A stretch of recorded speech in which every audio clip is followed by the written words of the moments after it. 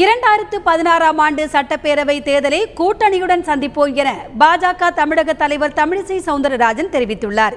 தேர்தல் வியூகம் குறித்து அவர் எமது செய்தியாளர் ராஜாவுக்கு அளித்த நேர்காணலை தற்போது பார்ப்போம். 2016 தேர்தலை தமிழக பாரதிய ஜனதா கட்சி எப்படி எதிர்கொள்ளப் போகிறது? உங்களுடைய தேர்தல் வியூகம் என்ன? 2016 தேசிய ஜனநாயக கூட்டணியாகத்தான் நாங்கள் தேர்தலை சந்திக்க இருக்கிறோம். அதுவும் 50 ஆண்டு காலம் திராவிட கட்சிகள் திமுகவா இருக்கட்டும் அதிமுகவா இருக்கட்டும் மாற்றி மாற்றி ஆண்டதனால் தமிழகம் ஒரு அடிப்படை கட்டமைப்பை பெற்றதா என்றால் இல்லை. இன்று மழைக்கு கூட தத்தளிக்கும் தமிழகமாக இருந்து கொண்டிருக்கிறது. கல்வி வியாபாரமயமாக்கி கொண்டிருக்கிறது. கனிம வளங்கள் களவாடப்பட்டு கொண்டிருக்கிறது. விவசாயிகள் போராடுகிறார்கள், நெசவாளர்கள் போராடுகிறார்கள். என்ன நாம் செய்து கொடுத்திருக்கிறோம் இவர்களுக்கு? ஆக எங்களது தேர்தல் என்பது வளர்ச்சி திட்டங்களை நோக்கி, ஊழல் இல்லாத ஒரு டாஸ்மாக் இல்லாத ஒரு நல்ல மகிழ்ச்சியான ஒரு வளர்ச்சியான தமிழகத்தை நோக்கி, தமிழகம் இதுவரை பார்க்காத ஒரு புதிய தமிழகத்தை பார்க்கும் அளவிற்கு எங்களது தேர்தல் அணுகுமுறை இருக்கும்.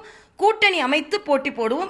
அரசியலுக்காக மட்டுமே சில திட்டங்களை சொல்லிக் கொண்டிராமல் விஞ்ஞானபூர்வமாக நமது நெசவாளிகள் எப்படி பயன்பெறப் போகிறார்கள், நமது விவசாயிகள் எப்படி பயன்பெறப் போகிறார்கள், எல்லா துறையை சார்ந்தவர்களும் குறிப்பாக இளைஞர்களுக்கு எவ்வளவு வேலை வாய்ப்பை கொடுக்க போகிறோம், எந்தெந்த பகுதிகள் விடுபட்டு இருக்கிறது, தென்பகுதிகள் எல்லாம் தொடர்ந்து உதாசீனப்படுத்தப்பட்டு கொண்டிருக்கு. ஆக மிக தெளிவாக ஒவ்வொரு மாவட்டத்திற்கும் உள்ள இயற்கை வளங்கள் எப்படி பாதுகாக்கப்பட வேண்டும், எப்படி பயன்படுத்தப்பட வேண்டும் என்று ஒரு விஞ்ஞானபூர்வமான தொலைநோக்கு திட்டமாக அது இருக்கும். அது மட்டுமல்ல, மற்ற தேர்தல் அறிக்கையை விட எங்களது ஏன் மாறுபட்டு இருக்கும் என்றால், நாங்கள் மத்தியில் ஆட்சியில் இருக்கிறோம். சில திட்டங்களை எங்களால் நடைமுறைப்படுத்த முடியும் என்றால் முடியும் என்ற காலகட்டத்தில் இருந்து கொண்டிருப்பதனால் மத்திய ஆட்சி தமிழக மக்களுக்கும் பலன் தரட்டுமே என்று ஒரு நல்ல திட்டங்களை, மக்களுக்கு பயன் தரும் திட்டங்களை, அதனால்தான் தாமரை மலரட்டும் தமிழகம் வளரட்டும் என்ற நிலையோடு நாங்கள் மக்களை அணுக இருக்கிறோம்.